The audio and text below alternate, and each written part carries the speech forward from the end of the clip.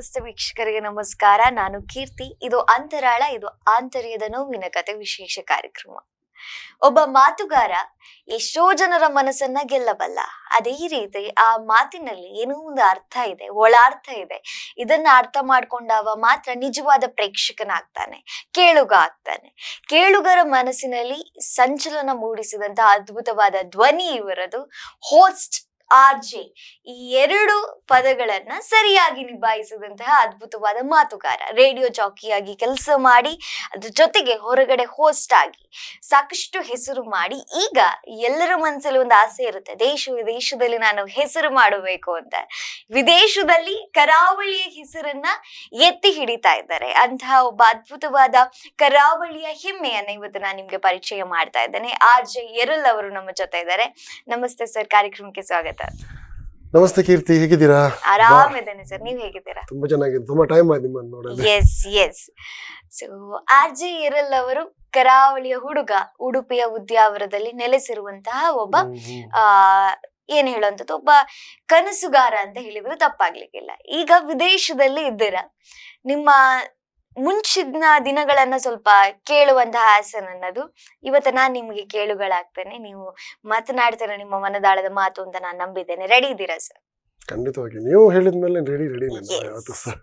So RJ Errol RJ ಆದಂತಹ ಒಂದು situation ಹೇಗಿತ್ತು? ಯಾವ ಸಂದರ್ಭದಲ್ಲಿ ನೀವು ರೇಡಿಯೋ ಜಾಕಿ ಆದ್ರಿ? ಯಾಕೋಸ್ಕರ ನೀವು ನಾನೊಬ್ಬ ರೇಡಿಯೋ ಜಾಕಿ ಅಥವಾ RJ ಅಥವಾ ಹೋಸ್ಟ್ ಆಗಬೇಕು ಅಥವಾ ಆಂಕರ್ ಆಗ್ಬೇಕು ಅನ್ನೋಂತ ಕನಸನ್ನ ಕಂಡ್ಕೊಟ್ರಿ? ಇದು ಖಂಡಿತವಾಗಿ ನನ್ನ ಚೈಲ್ಡ್ಹುಡ್ ಡ್ರೀಮ್ ಅಂತ ಖಂಡಿತವಾಗಿ ಹೇಳಲ್ಲ. ಬಿಕಾಸ್ ನನ್ನ ಚೈಲ್ಡ್ಹುಡ್ ಅಲ್ಲಿ FM ರೇಡಿಯೋಗಳ ಒಂದು ಸಂದರ್ಭ ಇರಲಿಲ್ಲ. ಅವಾಗ ಇದ್ದದ್ದು ಆಲ್ ಇಂಡಿಯಾ ರೇಡಿಯೋ, ಆಕಾಶವಾಣಿ ಅಂತ. ನನ್ನಂತಲ್ಲ, ನನ್ನ ಜನರೇಷನ್ ಯಾರೆಲ್ಲ ಹುಟ್ಟಿದ್ದಾರೆ ಅವರೆಲ್ಲ ಬೆಳಿತಿರುವಾಗ ಕಂಡ ಕನಸುಗಳು ವಿದೇಶಕ್ಕೆ ಹೋಗಿ ಕೆಲಸ ಮಾಡೋದು, ಅಥವಾ ಮುಂಬೈಗೆ ಹೋಗಿ ಕೆಲಸ ಮಾಡೋದು, ಅಥವಾ ಬೆಂಗಳೂರಿಗೆ ಹೋಗಿ ಕೆಲಸ ಮಾಡೋದು. Because either common was to do MBA ಅಥವಾ ಡಾಕ್ಟರ್, ಇಂಜಿನಿಯರ್, ಟೀಚರ್ ಅಷ್ಟೇ. ಸ್ಪೋರ್ಟ್ಸ್ ಇನ್ನೂ ಕೂಡ ಕಾಲಿಟ್ಟಿರಲಿಲ್ಲ ನಾವು ಬೆಳಿತಿರೋ ಸಂದರ್ಭದಲ್ಲಿ ಯಾವಾಗ, ಅಥವಾ ನಾವಿರುವ ಏರಿಯಾದಲ್ಲಿ ಆ ರೀತಿಯ ವಾತಾವರಣ ಇರಲಿಲ್ಲ ಸ್ಪೋರ್ಟ್ಸ್ಗೆ ಅಂತ. ನಂದು BBM ಅಲ್ಲ, PPC ಪೂರ್ಣಮಂಜ ಕಾಲೇಜಲ್ಲಿ BBM ಆಯಿತು. BBM ಆದ ನಂತರ ನನ್ನ ಕ್ಲಾಸ್ಮೇಟ್ಸ್ಗಳೆಲ್ಲ MBA ಮಾಡಕ್ಕಂತ ಹೇಳಿಕೊಂಡು ಬೆಂಗಳೂರಿಗೆ, ಮುಂಬೈಗೆಲ್ಲ ಹೋದ್ರು ಆಯ್ತಾ. ಅಂಡ್ ನಾನು ಏನ್ ಮಾಡೋದು, ನನಗೂ ಕೂಡ ಎಂತಾದ್ರೂ ಮಾಡಬೇಕು. ಈಗ ಕಾಲೇಜಲ್ಲಿ ಇರುವಾಗ ಗೊತ್ತಾಗುತ್ತೆ ನೆಕ್ಸ್ಟ್ ಏನ್ ಮಾಡೋದು ಅಂತ. ನನ್ಗೆ ಏನಂತಲೂ ಗೊತ್ತಿರಲಿಲ್ಲ. ನನಗೆ it's totally blank. And guide ಮಾಡೋರು ಕೂಡ ಯಾರು ಇರಲಿಲ್ಲ. ಗೈಡ್ ಮಾಡೋರು ಇದ್ರು, but everybody's goal was to ವಿದೇಶದಲ್ಲಿ ಹೋಗಿ ಕೆಲಸ ಮಾಡೋ ದುಡ್ಡು ಬರುತ್ತೆ, ವಿದೇಶದಲ್ಲಿ ಹೋಗಿ ಕೆಲಸ ಮಾಡೋ ದುಡ್ಡು ಬರುತ್ತೆ. ದ ಪ್ರಾಬ್ಲಮ್ ಏನಾಗ್ಬಿಡುತ್ತೆ ಅಂದ್ರೆ, ಕಣ್ಣು ಮುಚ್ಚಿಕೊಂಡು ನಾವು ಹೋಗ್ತಾ ಇದ್ರೆ, ಒಂದಾ ನೀವು ಸ್ವಲ್ಪ ದೂರ ಮುಂದೆ ಹೋಗ್ತೀರಾ ಅಥವಾ ನೀವು ಎಡವಿ ಬೀಳಲೇಬೇಕಾಗತ್ತೆ. ಅದಕ್ಕೆ ಕಣ್ಣು ತೆರೆದು ಹೋದ್ರೆ ಅಟ್ಲೀಸ್ಟ್ ನೀವು ಎಡೋದನ್ನು ಅವಾಯ್ಡ್ ಮಾಡ್ಬೋದು ನೀವು. ಸೊ ನಂಗೆ ತುಂಬ ಕನ್ಫ್ಯೂಷನ್ ಸ್ಟೇಟ್. ಮನೆಯಲ್ಲಿ ಕಷ್ಟ ಇತ್ತು. ನನ್ನ ತಾಯಿ, ನನ್ನ single parent. And I will never say that ಏನೋ ತುಂಬ ತೊಂದರೆ ಅಂತ ಹೇಳ್ಕೊಂಡು, ಬಟ್ ಇದೇ ಪರಿಸ್ಥಿತಿ ಇದ್ದರೆ ತೊಂದರೆ ಆಗ್ತಿತ್ತು. ಸೊ ನನಗೆ ಕೆಲಸಕ್ಕೆ ಹೋಗಬೇಕಾದಂಥ ಅನಿವಾರ್ಯತೆ ಬಂತು. ಕೆಲಸ ಅಂದ ಮೇಲೆ ಈಗ ನೀವು ನಿಮ್ಮದು ಡಿಗ್ರಿ ಇದೆ, BBM ಡಿಗ್ರಿ ಇದೆ, ಕ್ಯಾಂಪಸ್ ರಿಕ್ರೂಟ್ಮೆಂಟ್ ತುಂಬ ಆಗಿತ್ತು ನಮ್ಮ ಕಾಲೇಜಲ್ಲಿ. ಹೆಚ್ಚಿನವ್ರಿಗೆ ಕೆಲಸ ಆಗಿತ್ತು, ಎಲ್ಲರೂ ಒಳ್ಳೊಳ್ಳೆ ಪ್ಯಾಕೇಜ್ ತೆಗೆದುಕೊಂಡು ಹೋಗಿದ್ರು ಬೆಂಗಳೂರು. ನನಗೆ ಆಗಿಲ್ಲ ಕೆಲಸ, ಏನ್ ಮಾಡೋದು? ನಾನು ಕನ್ನಡ ಮೀಡಿಯಮಲ್ಲಿ ಕಲ್ತದ್ದು, ಇಂಗ್ಲೀಷಲ್ಲಿ ಇಂಟರ್ವ್ಯೂ ಕೊಡೋಕ್ಕೆ ಸರಿಯಾಗಿ ಬಂದಿರಲಿಲ್ಲ. ಸೊ ನನಗೆ ಆ ಟೈಮಲ್ಲಿ ಇಂಗ್ಲೀಷ್ ಕರೆಕ್ಟಾಗಿ ಬಂದರೆ ಮಾತ್ರ ಕೆಲಸ ಸಿಗ್ತಾ ಇತ್ತು. ಸೊ ತುಂಬ ಚಾಲೆಂಜಸ್ ಇರುತ್ತೆ, ಅದೆಲ್ಲ ಹೇಳ್ಕೊಳಕ್ಕಾಗಲ್ಲ. ಒಬ್ಬ ಕನ್ನಡ ಮಾಧ್ಯಮದಲ್ಲಿ ಕಲ್ತವ್ರ ಹತ್ರ ಕೇಳಿ ಇಂಥದ್ದೆಲ್ಲ ಚಾಲೆಂಜ್ ತುಂಬ ಫೇಸ್ ಮಾಡಿರ್ತಾರೆ ಅವರು ಆಯ್ತಾ. ಇವಾಗ ಅಫ್ಕೋರ್ಸ್ ನೀವು ಏಜ್ ಬಂದ ಹಾಗೆಯೇ, ಆಮೇಲೆ ನೀವು ನಿಮ್ಮ ಎಜುಕೇಶನ್ ಕಂಟಿನ್ಯೂ ಆದಾಗ ನೀವು ಕಲಿತೀರಾ ಮಾತಾಡ್ಲಿಕ್ಕೆ. ಬಟ್ ಆ ಸ್ಟೇಜಲ್ಲಿ ಬಹಳ ಒಂದು ಕಷ್ಟ. ಒಂದು ಕನ್ನಡ ಮಾಧ್ಯಮದಲ್ಲೇ ನೀವು ಓದಿ ಸಡನ್ ಆಗಿ ನೀವು ಇಂಗ್ಲೀಷ್ ಇಂಟರ್ವ್ಯೂ ಕೊಡೋದು ಬಹಳ ಕಷ್ಟ. ಆ್ಯಂಡ್ ಒಂದು ಇಂಗ್ಲೀಷ್ ಮಾತಾಡೋರದ್ದು ಗ್ರೂಪೇ ಸಪ್ರೇಟ್, ಕನ್ನಡದವರದ್ದು ಗ್ರೂಪೇ ಸಪ್ರೇಟ್, ಇಂಥದ್ದೆಲ್ಲ ನೋಡ್ಕೊಂಡು ನಾವು ಬಂದವು. ಈಗ ಇಲ್ಲ, and everybody is matured enough ನಾವು ಆಯ್ತಾ.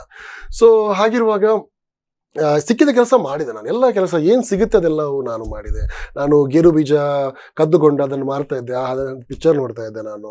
ಯಾಕಂದ್ರೆ ಅದು ಕೂಡ ಗೇರು ಬೀಜ ಉದ್ಯಮ ಅನ್ನೋದು ಕೂಡ ಬಹಳ ದೊಡ್ಡ ವಿಚಾರ. ನಮ್ಮ ಉದ್ಯಮ ಎಂತಿರಲಿಲ್ಲ, ಅಕ್ಕಪಕ್ಕದ ಮನೆಯಿಂದ ಕದ್ದುಕೊಂಡು ಮಾರ್ತಾ ಇದ್ದೆ, ಅಲ್ಲಿಂದ ದುಡ್ಡು ತಗೊಳ್ತಾ ಇದ್ದೆ.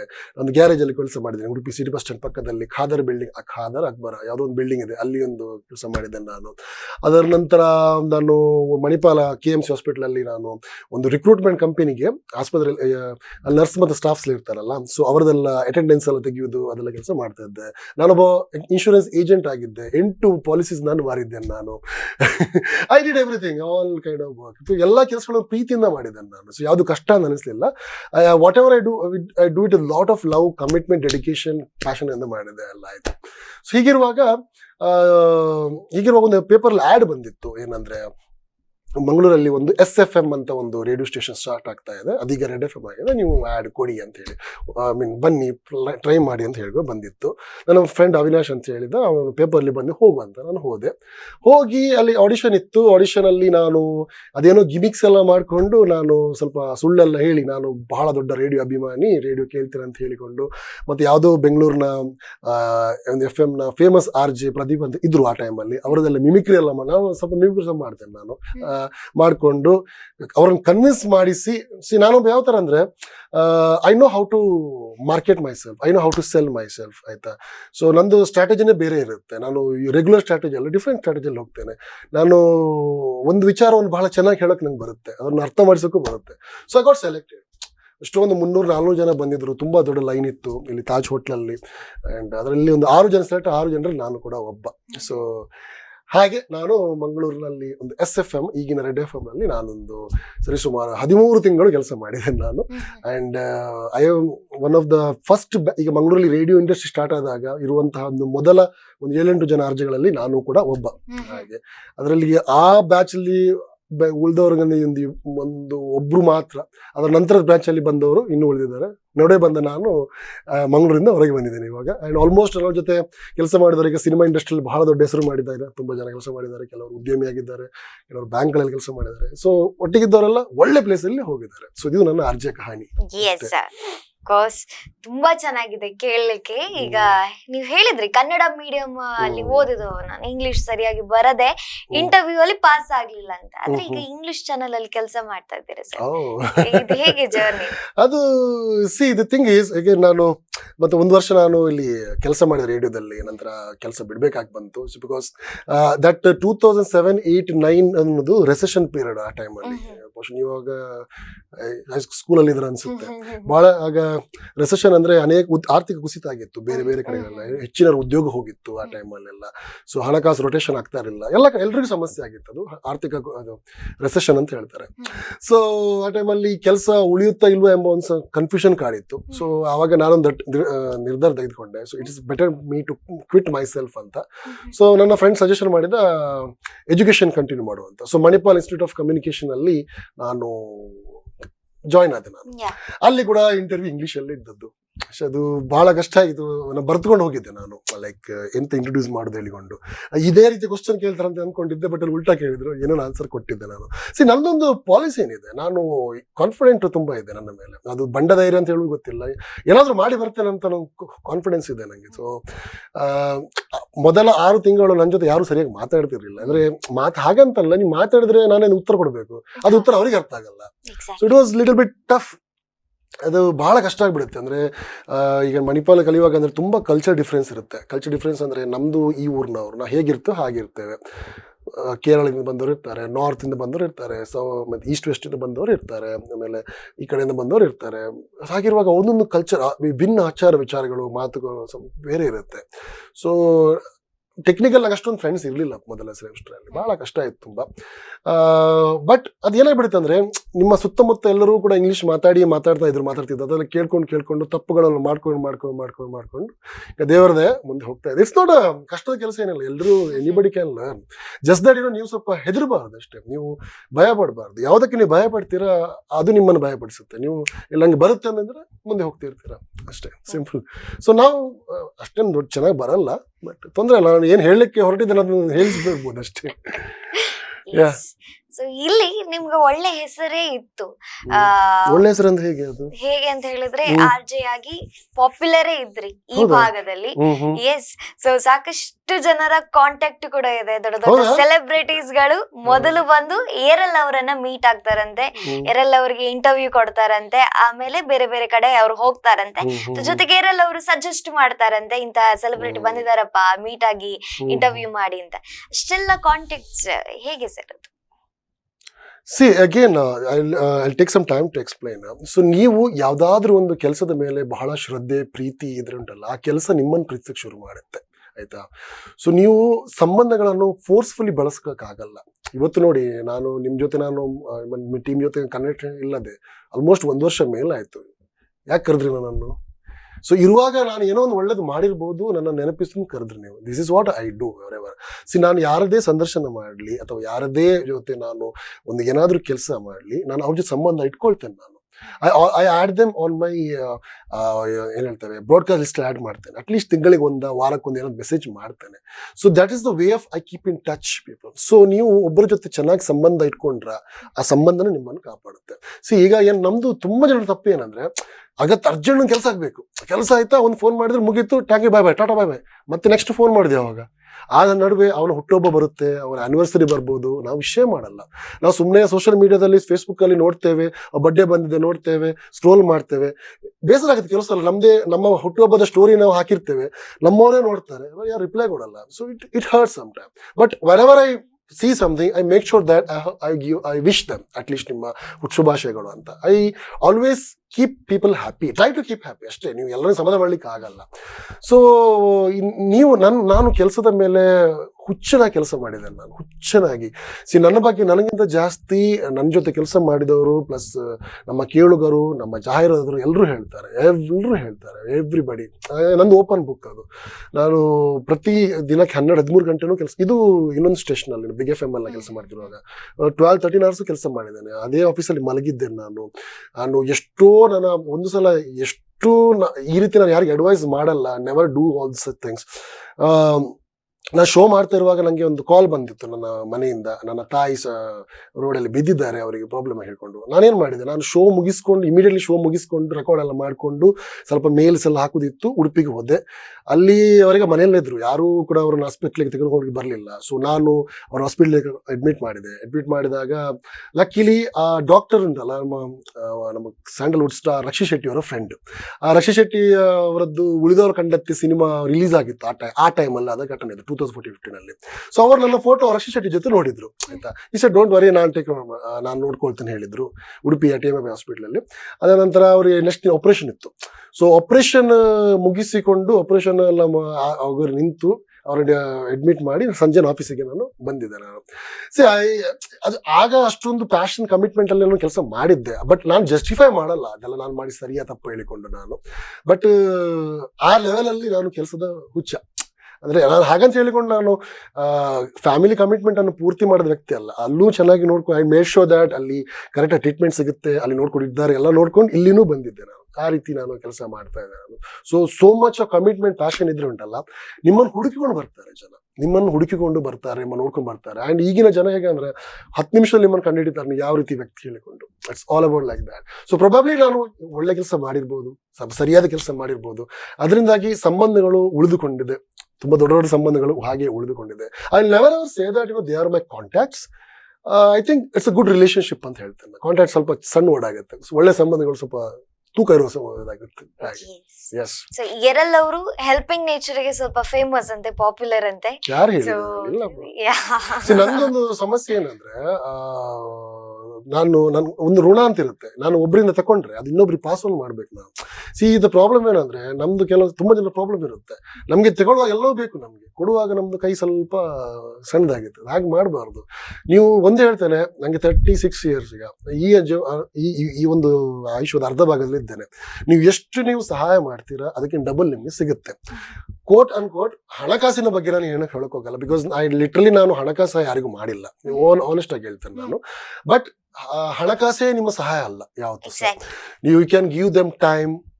ನಿಮ್ಗೆ ಪರಿಚಯ ಇರುವ ಹತ್ತಿರ ಅವರಿಗೆ ಒಂದು ಕೆಲಸ ಮಾಡಿಸ್ಕೊಡುದಾ, ಅಥವಾ ಹಾಸ್ಪಿಟ್ಲಿಗೆ ಟ್ರೀಟ್ಮೆಂಟ್ ಮಾಡಿಸ್ಕೊಡುದಾ, ಅಥವಾ ಬಿಲ್ ಡಿಸ್ಕೌಂಟ್ ಮಾಡಿಸ್ಕೊಡುದಾ, ಅದು ಸ್ಕೂಲ್ ಅಡ್ಮಿಷನ್ ಮಾಡಿಸ್ಕೊಡುದಾ, ಅದೆಲ್ಲ ಮಾಡ್ಬೋದು.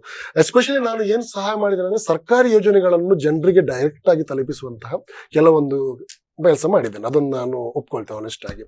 ಅಂದ್ರೆ I always ask people to ದಯವಿಟ್ಟು ನಿಮ್ಮ APL ಕಾರ್ಡ್ ಅಥವಾ BPL ಕಾರ್ಡ್ ಅಥವಾ ರೇಷನ್ ಕಾರ್ಡ್ ಅಥವಾ ಅದು ಮಾಡಿಸ್ಕೊಳ್ಳಿ, ಪಾಸ್ಪೋರ್ಟ್ ಮಾಡಿಸ್ಕೊಳ್ಳಿ, ನಿಮ್ಮ ಇನ್ಕಮ್ ಸರ್ಟಿಫಿಕೇಟ್ ಅನ್ನು ಮಾಡಿಸ್ಕೊಳ್ಳಿ, ಆಯುಷ್ಮಾನ್ ಕಾರ್ಡ್ ಮಾಡಿಸ್ಕೊಳ್ಳಿ. ಈ ರೀತಿ ಆದ್ರೆ ಈ ಹಾಸ್ಪಿಟಲ್ ಅಲ್ಲಿ ಫ್ರೀ ಟ್ರೀಟ್ಮೆಂಟ್ ಸಿಗುತ್ತೆ ಅನ್ಕೊಂಡು. ಎಷ್ಟೋ ಜನರಿಗೆ ದೊಡ್ಡ ಸಮಸ್ಯೆ ಏನು ಗೊತ್ತಾ, ಸಿಂಪಲ್ ಆಗಿ ಹೇಳ್ತೇನೆ, ತುಂಬಾ ಕೆಲಸ ಮಾಡ್ತಾರೆ, ಇಲ್ಲಿ ಕೆಲಸ ಮಾಡ್ತಾರೆ, ವಿದೇಶ ಕೆಲಸ ಎಲ್ಲ ಮಾಡ್ತಾರೆ, ಫುಲ್ ಕೆಲಸ ಬ್ಯಾಂಕ್ ಅಲ್ಲಿ ಕೂಡಿಸಿಡ್ತಾರೆ.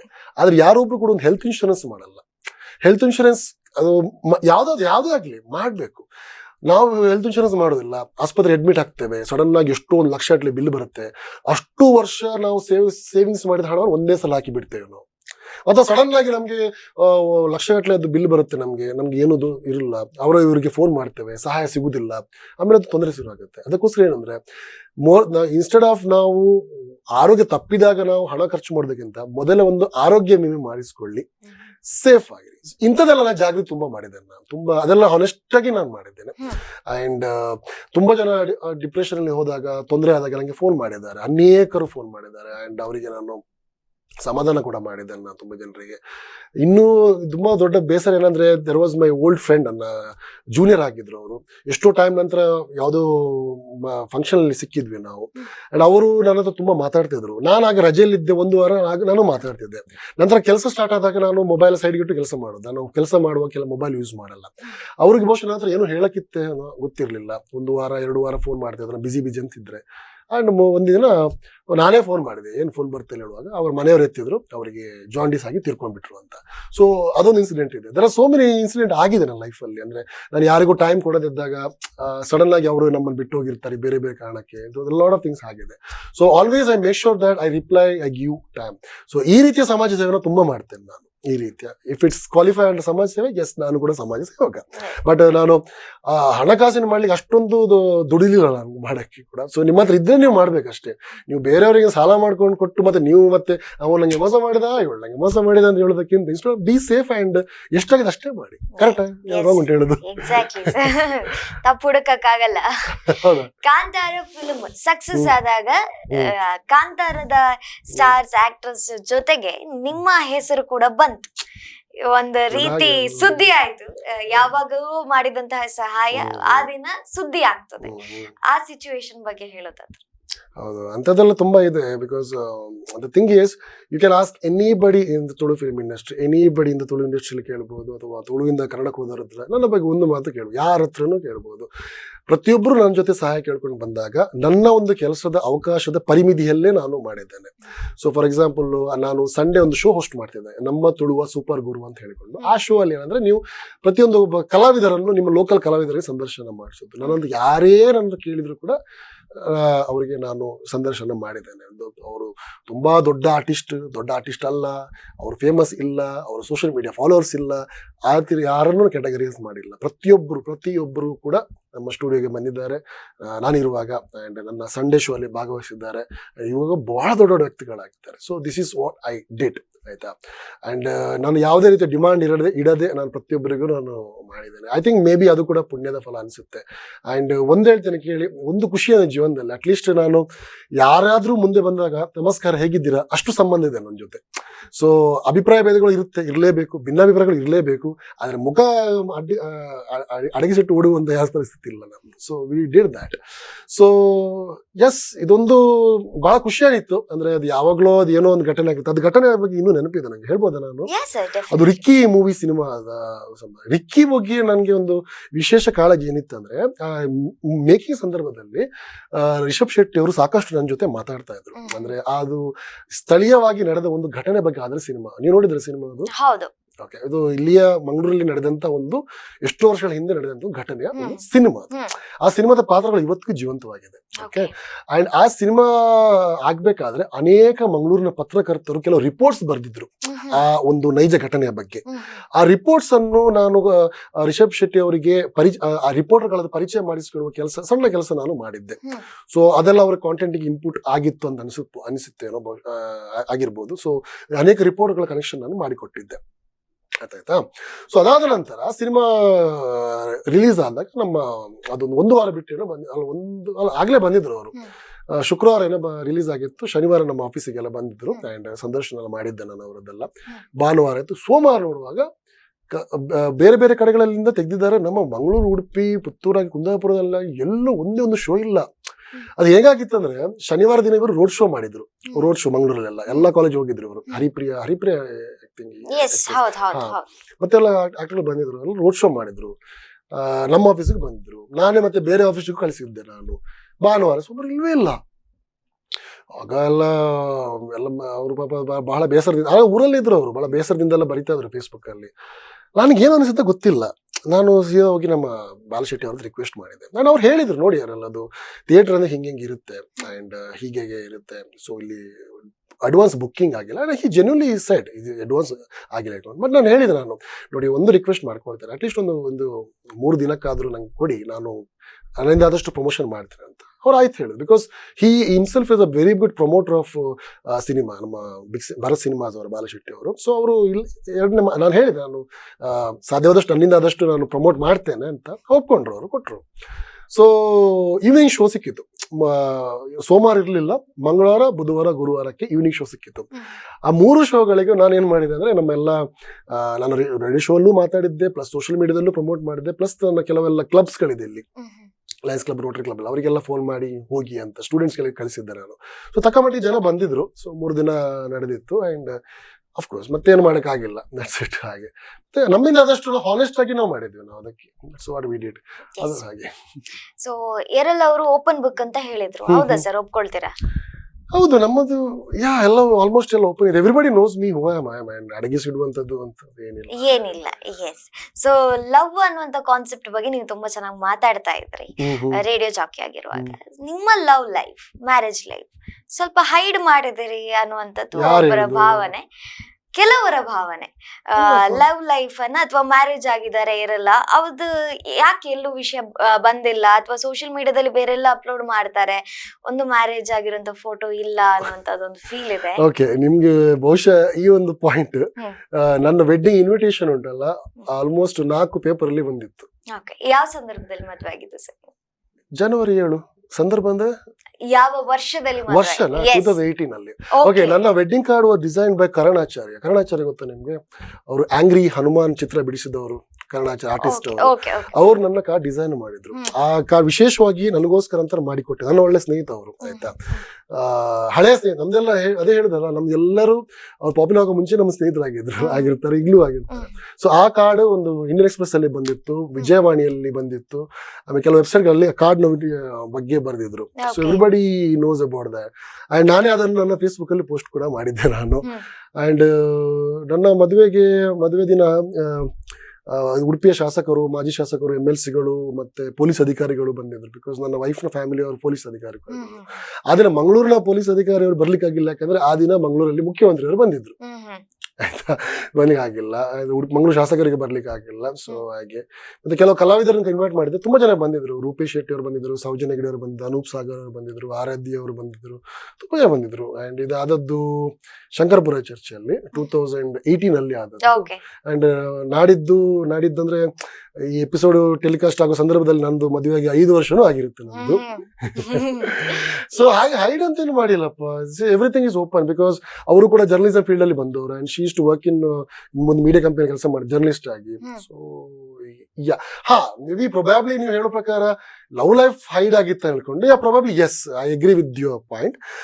ಬಿಕಾಸ್ ನೀವು ಅದೇನಾಗ್ಬಿಡುತ್ತಂದ್ರೆ, ಅಂಟಿಲ್ ಅದರ್ವೈಸ್ ನೀವೊಂದು ಕನ್ಫರ್ಮ್ ಆಗುವವರೆಗೆ ನೀವು ಸುಮ್ಮನೆ ಪ್ರಚಾರ ಕೊಟ್ಟು ನಂತರ ಏನಾದ್ರು ವರ್ಕೌಟ್ ಆಗದೆ ಹೋದ್ರೆ ಸಮಸ್ಯೆ ಯಾರಿಗೆ ಆಗುತ್ತದು? ಫಾರ್ ಎಕ್ಸಾಂಪಲ್, ಇವಾಗ ಏನೋ ಒಂದು ನಿಮ್ ಲೈಫಲ್ಲಿ ಆಗುತ್ತೆ, ಒಂದು ರಿಲೇಷನ್ ಬಿಲ್ಡಪ್ ಆಗುತ್ತೆ, ಅದು ಮುಂದೆ ಹೋಗುತ್ತಾ ಇಲ್ವಾ ಅಂತ ಹೇಳಿಕೊಂಡು ಶುರುವಲ್ಲೆಲ್ಲೋ ಚೆನ್ನಾಗಿ ಅನ್ಸುತ್ತೆ ನಮ್ಗೆ. ಶುರುವಲ್ಲೆಲ್ಲವೂ ಕೂಡ ಬಹಳ ಎಲ್ಲ 7 ಬಣ್ಣಗಳು, ಕಾಮನಬಿಲ್ಲು, ತೋಟ, ಅದೆಲ್ಲ ಕಾಣಿಸುತ್ತೆ ನಮ್ಗೆಲ್ಲ. ನಂತರ ಮುಂದೆ ಹೋಗ್ತಾ ಇರುವಾಗ ಅದು ವರ್ಕೌಟ್ ಆಗುತ್ತಾ ಇಲ್ವಾ ಎಂಬ ಭಯ, ಇನ್ಸೆಕ್ಯೂರಿಟಿ ಎಲ್ಲರಲ್ಲೂ ಕಾಡುತ್ತೆ. ಇದು ಕಾಡಲೇಬೇಕು. ಕೆಲವು ಜನ ಏನಾಗ್ಬಿಡುತ್ತೆ ಅಂದ್ರೆ, ಹೊಸದಾಗಿ ಲವ್ ಮಾಡ್ತಾರಲ್ಲ, ಅವ್ರೇನ್ ಮಾಡ್ತಾರೆ, ಎಲ್ಲ ಫೋಟೋ ಎಲ್ಲ ಚೇಂಜ್ ಮಾಡೋದು, ರಿಲೇಶನ್ಶಿಪ್ ಸ್ಟೇಟಸ್ ಚೇಂಜ್ ಮಾಡೋದು ಎಲ್ಲ ಮಾಡ್ತಾರೆ. ನಂತರ ಸಡನ್ ಆಗಿ ಎಲ್ಲ ಫೋಟೋ ಆಗಲ್ಲ ಹೈಡ್ ಆಗಿ ಹೋಗುತ್ತೆ.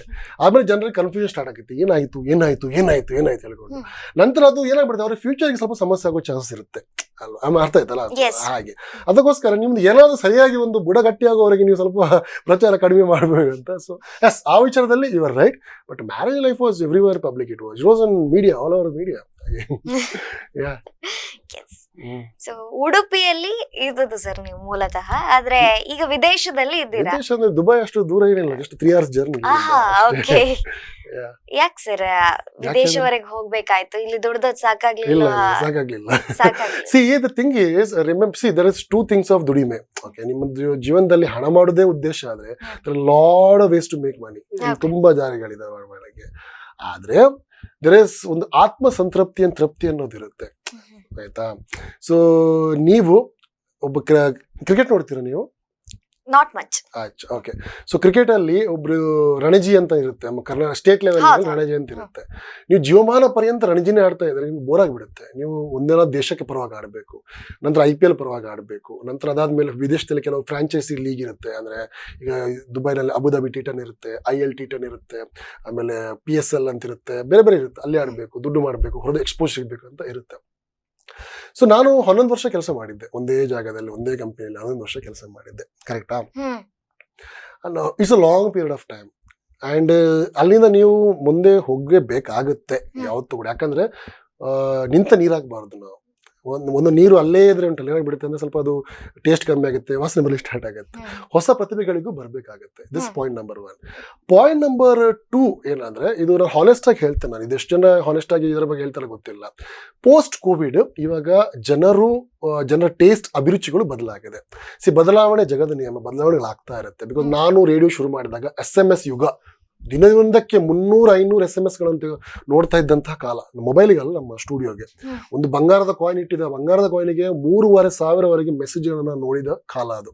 ನಂತರ ಫೋನ್ ಕಾಲ್ಸ್ಗಳು, ಒಂದು ಕೂತ್ಕೊಳ್ಳಿ ನಮಸ್ಕಾರ ನೀವು ಕೇಳ್ತಾ ಇದ್ದೀರಾ ಅಂತ ಹೇಳಿದ್ರೆ ಸಾಕು, ಬಡ ಬಡ ಕಾಲ್ ಬರ್ಲಿಕ್ಕೆ ನೋಡ್ತಾ ಇದ್ದಂತ ಕಾಲಗಳು, ಆಯ್ತಾ. ನಂತರ ಏನಾಗಿತ್ತು, ಜನ ಎಲ್ಲರೂ ಫ್ರೀ ಇದ್ರು, ರಾತ್ರಿ ಶೋ ಮಾಡಿದ್ರೆ ಸಾಕು ನಿಮ್ಗೆ ಕಾಲ್ಸ್ ಮೇಲೆ ಕಾಲ್ಸ್ಗಳು, ಆಫೀಸ್ ಮುಂದೆ ಜನ ಬಂದ ಕಾಲ್ಗಳು ನಡೀತಾ. ಎಲ್ಲ ನಮ್ಗೆ ಮಾತ್ರ ಅಲ್ಲ, ಎಲ್ಲಾ ರೇಡಿಯೋಗಳಿಗೆ ಎಲ್ಲರೂ ಇರಾ ನೋಡಿದ್ದಾರೆ. ನಂತರ ಸೋಷಿಯಲ್ ಮೀಡಿಯಾ ಬಂತು, ಫೇಸ್ಬುಕ್, ಇನ್ಸ್ಟಾಗ್ರಾಮ್ ಆಕ್ಟಿವ್ ಆಯ್ತು, ಸ್ನ್ಯಾಪ್ಚಾಟ್ ಇಂಪ್ರೂವ್ ಆಯ್ತು, ಯೂಟ್ಯೂಬ್ ಬರ್ಲಿಕ್ಕೆ ಸ್ಟಾರ್ಟ್ ಆಯ್ತು. ಜನರಿಗೆ ಮನೋರಂಜನೆಗೆ ಬೇರೆ ಬೇರೆ ದಾರಿ ಬಂತು. ಇನ್ನೂ ಎಕ್ಸಾಂಪಲ್ ಕೊಡ್ತೇನೆ. 2090s ಮತ್ತು ಅರ್ಲಿ 2000 ಅಲ್ಲಿ ಕ್ರಿಕೆಟ್ ಅನ್ನೋದು ಬಹಳ ಒಂದು ಜನಪ್ರಿಯ ಆಗಿತ್ತು. ಎಲ್ಲರೂ ಕ್ರಿಕೆಟ್, ಸಚಿನ್ ತೆಂಡೂಲ್ಕರ್ ನಮ್ಗೆ ದೇವರಾಗಿದ್ರು. ಈಗ ನಂತರ ಬಂದ ಆಟಗಾರರನ್ನು ಯಾರು ಕೂಡ ದೇವರ ಸ್ಥಾನ ಕೊಡ್ತಾ ಇಲ್ಲ. ಯಾಕೆ? ಕ್ರಿಕೆಟ್ ಈಗ ಫುಟ್ಬಾಲ್ ಹೋಗಿದ್ದಾರೆ, ಫುಟ್ಬಾಲ್ ಅವರು ಕಬಡ್ಡಿ ಹೋಗಿದ್ದಾರೆ, ಕಬಡ್ಡಿ ಅವರು ಇವಾಗ ಟೆನ್ನಿಸ್ ನೋಡ್ತಾರೆ, ಟೆನ್ನಿಸ್ನವ್ರು ಬ್ಯಾಡ್ಮಿಂಟನ್ ನೋಡ್ತಾರೆ, ಕೆಲವು ಸಿನಿಮಾ ನೋಡ್ತಾರೆ, ಥಿಯೇಟ್ರಿಗೆ ಹೋಗೋರು ಹೋಗ್ತಾರೆ, ಮನೆಯಲ್ಲಿ ಕೂತ್ಕೊಂಡು ನೋಡುವವರು ನೋಡ್ತಾರೆ, ಸೀರಿಯಲ್ ನೋಡ್ತಾರೆ. ಲಾಟ್ ಆಫ್ ಆಪ್ಷನ್ಸ್ ಇದೆ, ಮೈಂಡ್ ಡೈವರ್ಟ್ ಆಗುತ್ತೆ. ಅದೇ ರೀತಿ ನಮ್ಮ ಲಿಸ್ನರ್ಗಳು ಕೂಡ ಡೈವರ್ಟ್ ಆದ್ರು, ಸಹಜ ಅದು, ಕರೆಕ್ಟಾ? ಈಗ ಅದಾದ್ಮೇಲೆ ಪೋಸ್ಟ್ ಕೋವಿಡ್ ನಂತರ ಸೋಷಿಯಲ್ ಮೀಡಿಯಾ ಇರಾ ಒಳ್ಳೆ ಸ್ಟಾರ್ಟ್ ಆಯ್ತು. ಯೂಟ್ಯೂಬರ್ಸ್ಗಳು ತುಂಬಾ ಬರ್ಲಿಕ್ಕೆ ಶುರುವಾದ್ರು. And they are really good. And ಜನರಿಗೆ ಆ ಕಾಂಟೆಂಟ್ ಇಷ್ಟ ಆಗ್ಲಿಕ್ಕೆ ಸ್ಟಾರ್ಟ್ ಆಯ್ತು. ಅಂಡ್ ಸ್ಲೋಲಿ ರೇಡಿಯೋ ಜಾಕಿಗಳನ್ನು ಫಾಲೋ ಮಾಡೋರು ಕೂಡ ಕಮ್ಮಿ ಅಂತ ಹೇಳೋದಕ್ಕಿಂತ ಪ್ರಿಫರ್ ಸ್ವಲ್ಪ ಚೇಂಜ್ ಆಯ್ತು ಜನರದ್ದು. ನಾವು ಒಪ್ಕೊಳ್ಳೇಬೇಕಾಗತ್ತೆ. ಈಗ ನಾನೇ ಆಸ್ ಅ ರೇಡಿಯೋ ಜಾಕಿ ಆಗಿ ನಾನೊಂದು ಸಿನಿಮಾ ನಟ ಇಷ್ಟಪಡ್ತಾ ಇದ್ದೆ, ನಂತರ ಅವ್ನು ಬಂದು ಚೇಂಜ್ ಮಾಡಿ ಹೋದೆ. ನನ್ನ ಅಭಿರುಚಿಗಳು ಬದಲಾಗುವಾಗ ನನ್ನನ್ನು ಫಾಲೋ ಮಾಡೋರ ಅಭಿರುಚಿಗಳು ಬದಲಾವಣೆ ಆಗೋದಿಲ್ಲ ಅಂತ ಹೇಳಿ ಹೇಗೆ ಅಂದ್ಕೊಳ್ಳಿ ಸಾಧ್ಯ? ಸೊ ಸ್ವಲ್ಪ ಬುದ್ಧಿವಂತರು ಏನ್ ಮಾಡ್ತಾರೆ ಅಂದ್ರೆ ನಮ್ಗದು ಓಕೆ, ಈಗ ನಂದು ಇವಾಗ ಸ್ವಲ್ಪ ಟೈಮ್ ಚೆನ್ನಾಗಿಲ್ಲ, ಯಾಕಂದ್ರೆ ನನಗೆ ಈ ಸೋಷಿಯಲ್ ಮೀಡಿಯಾ ಯುಗದಲ್ಲಿ ಕಾಂಪೀಟ್ ಮಾಡಿ ಕಷ್ಟ ಆಗ್ತಾ ಇದೆ. ಸೊ ನಾನು ಇದಕ್ಕೆ ಫಿಟ್ ಆಗ್ತಾ ಅನಿಸಿದಾಗ ನಾವು ಅಲ್ಲಿಂದ ಸೈಲೆಂಟ್ ಆಗಿ ದೂರ ಹೋದು ಜಾಣತನ, ಆಯ್ತಾ? ಅದು ಜಾಣತನ. ಹೋಗಿ ನಾವೇನ್ ಮಾಡೋದು, ಎಲ್ಲಿ ನಮ್ಮ ಒಂದು ಕೆಲಸಕ್ಕೆ ಇನ್ನೂ ಡಿಮಾಂಡ್ ತುಂಬಾ ಚೆನ್ನಾಗಿದೆ, ಅಲ್ಲಿ ಹೋಗುವುದು ನಮ್ಮ ಇನ್ನೊಂದು ಜಾಣತನ. ಸೊ ಸ್ಮಾರ್ಟ್ಲಿ ನಾನು ಇದೊಂದು ನಿರ್ಧಾರ ಕೈಗೊಂಡೆ. ಬಹಳ ಕಷ್ಟ ಆಗುತ್ತೆ, ಅಫ್ಕೋರ್ಸ್. ನಾವು ಹುಟ್ಟಿ ಬೆಳೆದ ಜಾಗದ ತರನೇ ನಾವು ಪ್ರೀತಿಸ್ತೇವೆ, ಎಲ್ಲ ಮಾಡ್ತೇವೆ. ಬಟ್ ಒಂದೊಂದು ಕಾಲದಲ್ಲಿ ನೀವು ಮುಂದೆ ಹೋಗ್ಲೇಬೇಕಾಗತ್ತೆ. 11 ಆಗಿ 21 ಆಗುತ್ತೆ, 21 ಆಗಿ 31 ವರ್ಷ ಆಗುತ್ತೆ. ನೀವು ಅಲ್ಲೇ ಇದ್ರೆ ಉಂಟಲ್ಲ, ಇಟ್ಸ್ ಯುವರ್ ಫೇಲ್ಯೂರ್. ಸೊ ಎಷ್ಟಾಗುತ್ತೆ ಅಷ್ಟು ಕೆಲಸ ಮಾಡಿ. ಬಟ್ ಅವಕಾಶಗಳು ನಿಮ್ಗೆ ಸಿಕ್ಕಾಗ, ಅಥವಾ ಅದೇ ರೀತಿ ರೆಸ್ಪಾನ್ಸ್ ನಮ್ಗೆ ಬರ್ತಾ ಇಲ್ಲ ಅಂದಮೇಲೆ, either we have to try to be competent with others. ಆಗದಿದ್ರೆ ಎಲ್ಲಿ ಅವಕಾಶ ಅಲ್ಲಿ ಹೋಗ್ಬೇಕಷ್ಟೆ. ಇವಾಗ ನಾನು UAE ಇದ್ದೇನೆ. ಒಂದು ಫನ್ ಏಷ್ಯಾ ನೆಟ್ವರ್ಕ್ ಅಂತ ಗ್ರೂಪ್ ಅದು. ಅದರಲ್ಲಿ 4 ರೇಡಿಯೋ ಸ್ಟೇಷನ್ಗಳಿದೆ. 2 ಇಂಗ್ಲಿಷ್ ರೇಡಿಯೋ ಸ್ಟೇಷನ್ಗಳು, ಒಂದು ಹಿಂದಿ ರೇಡಿಯೋ ಸ್ಟೇಷನ್, ಇನ್ನೊಂದು ಇಂಗ್ಲಿಷ್ ಮತ್ತು ಹಿಂದಿ. ಸೊ ನಾನು ಕೆಲಸ ಮಾಡಿದ ರೇಡಿಯೋ ಸ್ಟೇಷನ್ ಟಾಕ್ 100.3 ಅಂತ. ಅದರ 2 ಶೋ ಪ್ರೊಡ್ಯೂಸರ್ ನಾನಾಗಿದ್ದೇನೆ. ಸೊ ನನ್ನ ಕೆಲಸ ಇಷ್ಟೇ. ದುಬೈ ಸರ್ಕಾರದ ಕೆಲವು ಅಂಗಸಂಸ್ಥೆಗಳಿರುತ್ತೆ. ಅಂದ್ರೆ Dubai transport authority, education authority, KHD ಅಂತ ಹೇಳ್ತಾರೆ, DHA, Dubai health authority, Dubai police, Dubai municipality, ಅವರ ಜೊತೆ ನಾನು ಡೈರೆಕ್ಟ್ ಆಗಿ ಏರ್ಪೋರ್ಟ್ಸ್ ಡೈರೆಕ್ಟ್ ಆಗಿ ಸಂವಹನ ಮಾಡ್ತೇನೆ. ಏನಾದರೂ ಸ್ಟೋರೀಸ್ಗಳಿದ್ರೆ ನಾನು ಅವರಿಂದ ಎಕ್ಸ್ಪ್ಲನೇಷನ್ ತಗೊಳ್ತೇನೆ. ಮತ್ತೆ ದುಬೈ ಅಂದ್ರೆ ಇದು ಗ್ಲೋಬಲ್ ಪ್ಲೇಸ್. ಅದು ಅಲ್ಲಿ ನಿಮಗೆ ಭಾರತದಿಂದ ಮಾತ್ರ ಸೆಲೆಬ್ರಿಟಿಗಳಲ್ಲ, ಹತ್ತಿರದ ರಾಷ್ಟ್ರಗಳಿಂದ ಬೇರೆ ಬೇರೆ ಸೆಲೆಬ್ರಿಟಿಗಳು ಬರ್ತಾರೆ. ನಿಮಗೆ ಫುಟ್ಬಾಲರ್ಸ್ ಬರ್ತಾರೆ, ರಗ್ಬಿ ಪ್ಲೇಯರ್ಸ್ಗಳು ಬರ್ತಾರೆ, ಮತ್ತೆ ಹಾಲಿವುಡ್ ಆಕ್ಟರ್ಗಳು ಬರ್ತಾರೆ, ಎಲ್ಲರೂ ಬರ್ತಾರೆ. ಎಲ್ಲರನ್ನು ಮೀಟ್ ಮಾಡಲು ಅವಕಾಶ ಸಿಗ್ತಾ ಇರುತ್ತೆ ನಿಮಗೆ. ಬೆಳಿತೀರಾ ನೀವು. ನಾನು IFA ಅವಾರ್ಡ್ಸ್ ಕವರ್ ಮಾಡಿದೆ. IFA ಅವಾರ್ಡ್ಸ್ ಅಬುಧಾಬಿಲ್ ಆಗಿತ್ತು. ಐಶ್ವರ್ಯ ಅವರು ಮತ್ತು ಸುನಿಲ್ ಶೆಟ್ಟಿ ಅವ್ರ ಜೊತೆ ನಾನು ತುಳು ಮಾತಾಡಿಸಿದ. ನಾನು ತುಂಬಾ ಜನ ಆಕ್ಟರ್ಗಳು ಸಿಕ್ಕಿದ್ರು ನನಗೆ. ಸೊ ಅಲ್ಲಿ ಹೋದಾಗ ನನಗೆ ತುಂಬ ಚಾಲೆಂಜ್ಗಳು ಜಾಸ್ತಿ ಆಯಿತು. ಇಲ್ಲಿರುವಾಗ ಈಸಿಯಲ್ಲಿ ಸಿಗ್ತಾ ಇದ್ರು, ಬಟ್ ಅಲ್ಲಿ ಕಷ್ಟ ಆಗ್ತಿತ್ತು. ಬಟ್ ಆ ಚಾಲೆಂಜ್ಗಳು ಇಷ್ಟ ಆಗಲಿ ಶುರುವಾಯಿತು. ಸೊ ನಾನು ವಿತಿನ್ 7-8 ಮಂತಲ್ಲಿ ನಾನು ಅನೇಕ ದೊಡ್ಡ ದೊಡ್ಡ ಸೆಲೆಬ್ರಿಟಿಗಳ ಸಂದರ್ಶನ ಮಾಡಿದ್ದೇನೆ. ಪಾಕಿಸ್ತಾನ ಕ್ರಿಕೆಟ್ ಪ್ಲೇಯರ್ ವಸೀಂ ಅಕ್ರಮ್ ಆಗಿರ್ಬೋದು, ನಮ್ಮ ಇಂಡಿಯನ್ ಪ್ಲೇಯರ್ ಪೃಥ್ವಿ ಶಾ ಆಗಿರ್ಬೋದು, ಬಹಳಷ್ಟು ಜನರು ಮಾಡಿದ್ದೇನೆ. ಫುಟ್ಬಾಲರ್ಗಳು ಆಗಿರ್ಬೋದು, ಕೆಲವು ಬ್ಯಾಡ್ಮಿಂಟನ್ ಪ್ಲೇಯರ್ಗಳು, ರಗ್ಬಿ ಆಟಗಳು ಅಂತೆಲ್ಲ. ಸೊ ನನ್ನ ಕಂಫರ್ಟ್ ಝೋನ್ ಹೊರಗೆ ಬಂದು ಒಂದು ವಿಶಾಲ ಸಮುದ್ರಕ್ಕಿಂತ ಬಿದ್ದಾಗ ಆಗುವಾಗ ಬದುಕಲಿಕ್ಕೆ ಏನು ಮಾಡ್ತೀರಿ, ನೀವು ಕಲಿತಾ ಇರ್ತೀರ. ನೀವು ನಂಗೆ ಫುಟ್ಬಾಲ್ ಬಗ್ಗೆ ABCD ಗೊತ್ತಿರಲಿಲ್ಲ, ಅಲ್ಲೂ ಕಲಿತೆ ನಾನು, ಏನು ಯಾರು ಇವರನ್ನು ಕಲಿತೆ ನಾನು. ಸೊ ನೀವು ಎಲ್ಲಿವರೆಗೆ ನಿಮಗೆ ಒಂದು ಕೆಲಸ ನಿಮಗೆ ಚಾಲೆಂಜಿಂಗ್ ಅನಿಸುತ್ತಾ ಅಲ್ಲಿವರೆಗೆ ಮಾಡಬೇಕು. ಚಾಲೆಂಜಿಂಗ್ ಆಗದಿದ್ರೆ ಮುಂದೆ ಹೋಗಬೇಕು. ಈಗ ನಾನು ಮಾಡ್ತಿದ್ದ ಕೆಲಸ ತುಂಬ ಚಾಲೆಂಜಿಂಗ್ ನನಗೆ ಇವಾಗ. So I'm enjoying that. ಎಲ್ಲಿ ಚಾಲೆಂಜ್ ಇರುವುದಿಲ್ವೋ ಅಲ್ಲಿ ನೀವು ಬೆಳೆಯಲ್ಲ.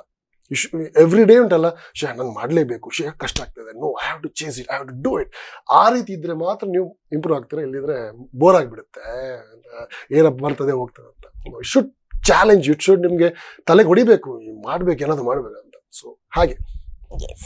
ಸೊ ನಾನ್ ನಿಮ್ಮ ಇನ್ಸ್ಟಾಗ್ರಾಮ್ ಅನ್ನು ಫಾಲೋ ಮಾಡ್ತೇನೆ ಸರ್. ಸೊ ನೀವು ಹೇಳಿದ್ರಿ ಕೆಲವೊಂದು ಸೆಲೆಬ್ರಿಟೀಸ್ ಗಳ ಹತ್ರ ತುಳು ಅಲ್ಲಿ ಮಾತಾಡಿಸಿದ್ರಿ ಅಂತ. ಸೊ ಎರಲ್ ಅವರಿಗೆ ಕರಾವಳಿ ಅಥವಾ ನಮ್ಮ ತುಳುನಾಡಿನ ಮೇಲೆ ಅಭಿಮಾನ ಸ್ವಲ್ಪ ಜಾಸ್ತಿ ಇದೆ. ಅದೇ ರೀತಿ ತುಳುನಾಡಿನಿಂದ ನಿಮಗೆ ಸಿಗಬೇಕಾದಷ್ಟು ಪ್ರೀತಿ ಸಿಕ್ಕಿತಾ ಅಂತ? ಆಫ್ಕೋರ್ಸ್ ಸಿಕ್ಕಿದೆ. Are you satisfied? ಆಫ್ಕೋರ್ಸ್.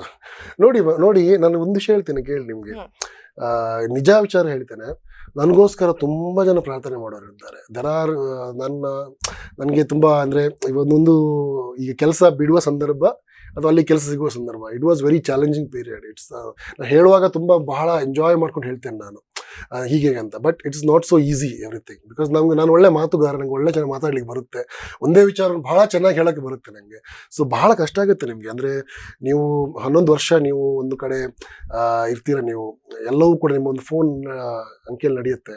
ನಂತರ ನಿಮಗೆ ನಿಮ್ಮ ಮದುವೆ ಲೈಫ್ಗೋಸ್ಕರ ನೋಡಬೇಕಾಗತ್ತೆ. ಅಂದರೆ ನನ್ನ ವೈಫ್ ಮೊದಲು ಅಲ್ಲಿ ಶಿಫ್ಟ್ ಆಗಿದ್ರು.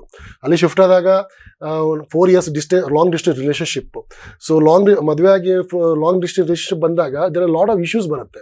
ಮನೆಯವರು ಕೇಳ್ತಾರೆ, ಊರಿನವ್ರಿಗೆ ಎಲ್ಲರೂ ಕೇಳ್ತಾರೆ. ಕೇಳು ತಪ್ಪಲ್ಲ, ಕೇಳಬೇಕು. ಅದು ಆ್ಯಕ್ಚುಲಿ ಅದು ನೀವು ಅಲ್ಲಿ ಇಲ್ಲಿ ವರ್ಕೌಟ್ ಆಗುತ್ತಿಲ್ಲ ಹೇಳ್ಕೊಂಡು. ಸೊ ನಾನು ಎಲ್ಲ ಬಿಟ್ಟು ನನ್ನ ಕುಟುಂಬಕ್ಕೋಸ್ಕರ ನಾನು ಹೋಗಬೇಕಾಗಿ ಬಂತು. ಇದು ಅಫ್ಕೋರ್ಸ್ ಚಾಲೆಂಜಿಂಗ್ ಪ್ಲಸ್ ಇದು ಕೂಡ ಕುಟುಂಬಕ್ಕೋಸ್ಕರ ಶಿಫ್ಟ್ ಆಗಬೇಕೇ ಬಂತು. ಹೋಗುವಾಗ ನಾನೇನು ಮಾಡಿದೆ, ಎಲ್ಲ ಕಡೆ ಕೆಲಸ ಅಪ್ಲೈ ಮಾಡಿದೆ. ನನಗೆ ಪರಿಚಯ ಇರುವವರ ಹತ್ರ ಪ್ರತಿಯೊಬ್ಬರ ಹತ್ರನೂ ನಾನು ಮೆಸೇಜ್, ಕಾಲು ಎಲ್ಲರಿಗೂ CV ಕಳಿಸಿದೆ. ಆಲ್ಮೋಸ್ಟ್ ನಾನೊಂದು 150 ಜನರಿಗಿನ CV ವಾಟ್ಸಪ್ ಮಾಡಿದ್ದೇನೆ. ಆ್ಯಂಡ್ ಲಿಂಕ್ಡ್ಇನಲ್ಲಿ ಬರೋ ಎಲ್ಲ ಜಾಬ್ ಅಪ್ಲೈ ಮಾಡಿದ್ದೇನೆ. ಎಲ್ಲರಿಗೂ. ಒಂದು ಸ್ಕೂಲಲ್ಲಿ ಮಾರ್ಕೆಟಿಂಗ್ ಜಾಬ್ ಅಪ್ಲೈ ಮಾಡಿದ್ದೇನೆ, ಒಂದು ಸೆಲೂನ್ನಲ್ಲಿ ಒಂದು ಮಾರ್ಕೆಟಿಂಗ್ ಅಪ್ಲೈ ಮಾಡಿದ್ದೇನೆ, ಹೋಟೆಲಲ್ಲಿ ಎಲ್ಲ ಏನು ಸಿಗುತ್ತೆ ಅಪ್ಲೈ ಮಾಡಿದ್ದೇನೆ. ಅಂದರೆ ವಿಷಯ ಏನಂದರೆ ಒಂದು ಹೇಗಾದರೂ ಶಿಫ್ಟ್ ಆಗಬೇಕು. ಸೊ ದ್ಯಾಟ್ ಅಟ್ಲೀಸ್ಟ್ ಒಂದು ಅಂದರೆ ನಾನು ಅಲ್ಲಿದ್ದೇನೆ, ಅವಳು ಇಲ್ಲಿದ್ದೇನೆ, ಇಂಥದ್ದೆಲ್ಲ ಮಾತುಗಳು ಕೇಳಿ ಇದಾಗೋದು ಬೇಡ, ಅಲ್ಲಿ ಶಿಫ್ಟ್ ಆಗಿಬಿಡೋಣ ಅಂತ ಅಪ್ಲೈ ಮಾಡಿದ್ದೆ ನಾನು. ತುಂಬ ಕಷ್ಟ ಆಗಿಬಿಡುತ್ತೆ. ಅಂದರೆ ನೀವು 11 years ನೀವು ಒಂದು ಕೆಲಸವನ್ನು ತುಂಬ ಪ್ರೀತಿಸಿರ್ತೀರ, ಪೂಜಿಸಿರ್ತೀರ, ಗೌರವಿಸ್ತೀರ. ಆ ಕೆಲಸ ಬಿಟ್ಟು ಹೋಗ್ಲಿಕ್ಕೆ ಅಷ್ಟೊಂದು ಕಷ್ಟ ಸುಲಭ ಆಗಲಿಲ್ಲ ನನಗೆ. ಅಫ್ಕೋರ್ಸ್ ಈಗ ನಾನು ಏನೋ ಹೇಳಿದೆ ಚಾಲೆಂಜಿಂಗ್ ಅದು ಇದು ಹೇಳ್ಕೊಂಡು, ಬಟ್ ಒಳಗೊಳಗೆ ಹೃದಯದಲ್ಲಿ ಬಹಳ ಕಷ್ಟ ಆಗಿತ್ತು. ಯಾಕಂದರೆ ಕೆಲಸದ ಯಾವತ್ತೂ ನೋಡಿಲ್ಲ. ದಿನಕ್ಕೂ ನಾನು ಪೂಜೆ ಥರ ಮಾಡಿದ್ದೆ ಅಲ್ಲಿ. ಬಟ್ ಅದು ಬಿಟ್ಟು ನಾನು ಬರ್ತಾ ಇದ್ದೇನೆ, ಮುಂದೆ ನನ್ನ ಜೀವನ ಹೇಗಾಗ್ಬೋದು ಹೇಳ್ಕೊಂಡು I literally went to depression. ನಾನು ತುಂಬ ಜನರಿಗೆ ಫೋನ್ ಮಾಡಿ ನಾನು ಮಾತಾಡ್ತಿದ್ದೆ.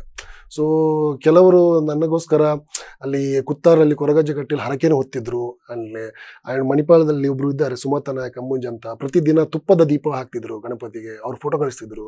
ಎಷ್ಟೋ ಜನ ನನಗೋಸ್ಕರ ಚರ್ಚ್ಗಳಲ್ಲಿ, ಮಸೀದಿಗಳಲ್ಲಿ ಪ್ಲೇಯರ್ ಮಾಡಿದ್ದಾರೆ. ಕೆಲವು ಮಕ್ಕದಲ್ಲಿ ಕೂಡ ಪ್ಲೇಯರ್ ಮಾಡಿ ಬಂದಿದ್ದಾರೆ ನನಗೋಸ್ಕರ.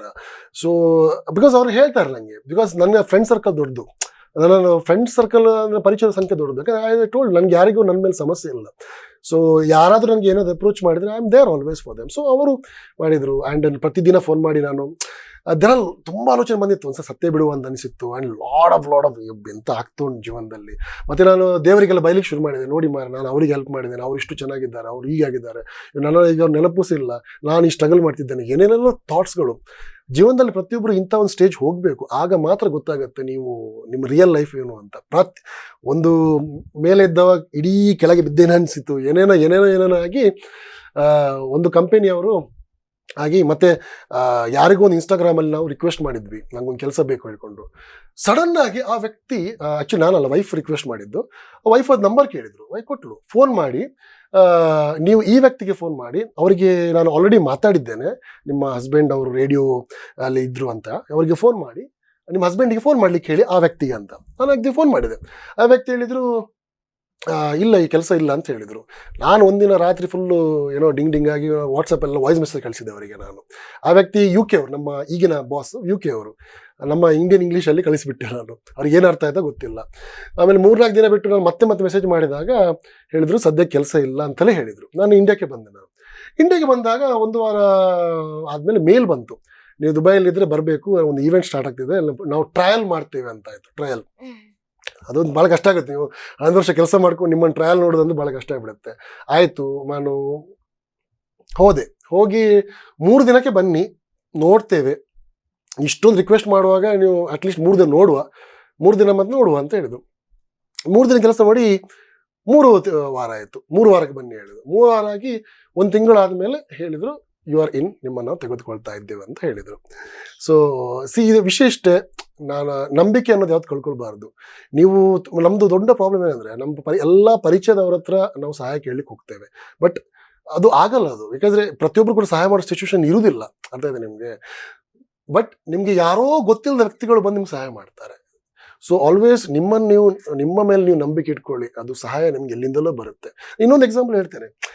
ನಾನು ಈ ಕೆಲಸ ಜಾಯ್ನ್ ಆಗುವಾಗ ಒಂದು ಸ್ವಲ್ಪ ಮಟ್ಟಿಗೆ ಕಾರಣ ವಸೀಂ ಅಕ್ರಮ್ ಅವರ ಸಂದರ್ಶನ ಕೂಡ ಕಾರಣ. ವಸೀಂ ಅಕ್ರಮ್ ಗೊತ್ತಾ ನಿಮಗೆ? Okay, is a big cricket player ಅವರು, ಆ್ಯಂಡ್ ಎಲ್ಲರೂ ಪರಿಚಯ ಇದೆ, ಕ್ರಿಕೆಟ್ ನೋಡುವ ಎಲ್ಲರೂ ಪರಿಚಯ ಇದೆ. ಸೊ ನಾನು ಸೋಷಿಯಲ್ ಮೀಡಿಯಾದಲ್ಲಿ ಅವರ ಮ್ಯಾನೇಜರ್ ಸಂಪರ್ಕ ಸಿಕ್ಕಿತ್ತು, ತುಂಬ ರಿಕ್ವೆಸ್ಟ್ ಮಾಡಿದೆ.